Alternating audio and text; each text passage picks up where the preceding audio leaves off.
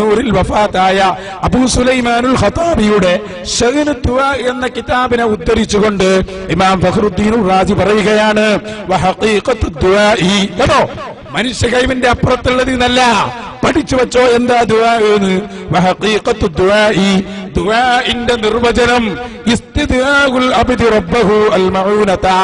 പഠിച്ചോ മുജാഹിദേ, ഇസ്തിദ്ആഉൽ അബ്ദി റബ്ബഹു, ഒരടിമ അവന്റെ ഉടമയോട്, അവന്റെ റബ്ബിനോട്, അവന്റെ ഇലാഹിനോട്, അവന്റെ ദൈവത്തോട് ചോദിക്കലാണ്. അൽ മഊനത, ഏത് സഹായം തേടിയാലും അത് പ്രാർത്ഥനയാണ് ഇസ്ലാമിന്റെ ഭാഷയിൽ.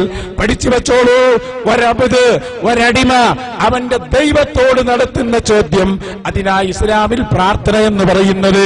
അപ്പൊ ഞാൻ മുഹിയുദ്ദീൻ ശൈഖിനോട് ഒരു കാര്യം ചോദിക്കുന്നു, എന്റെ മനസ്സിലുള്ളത് ശൈഖ് ജീലാനി റബ്ബാണെന്നാണോ, ദൈവമാണെന്നാണോ, ദൈവത്തിന്റെ കഴിവുള്ള ആളാണെന്നാണോ? പാടില്ല, പാടില്ല. അത് ജീവിച്ചിരിക്കുന്ന മുഹമ്മദ് ഖനോടും പാടില്ല, സത്യസായിബാബനോടും പാടില്ല. എന്തുകൊണ്ട്? ഇസ്ലാമിന്റെ ആശയമാണ് ഞാൻ പറഞ്ഞത്. എന്തുകൊണ്ട്?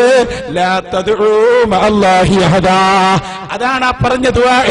ഇത് പഠിക്കാതെ, ഇമാം റാസിയുടെ തഫ്സീർ പഠിക്കാതെ, ഇമാം സുലൈമാനുൽ ഖത്താബിയുടെ ശഗ്നു ദുആ എന്ന കിതാബ് ഓതി പഠിക്കാതെ, എന്താണ് ദുആ എന്ന് ഇസ്ലാമിന്റെ ഭാഷയിൽ അവർ കൃത്യമായി നിർവചിച്ചിട്ട് ഇമാമിങ്ങളെ വലിച്ചെറിഞ്ഞ് സ്വയം നിർവചനമുണ്ടാക്കി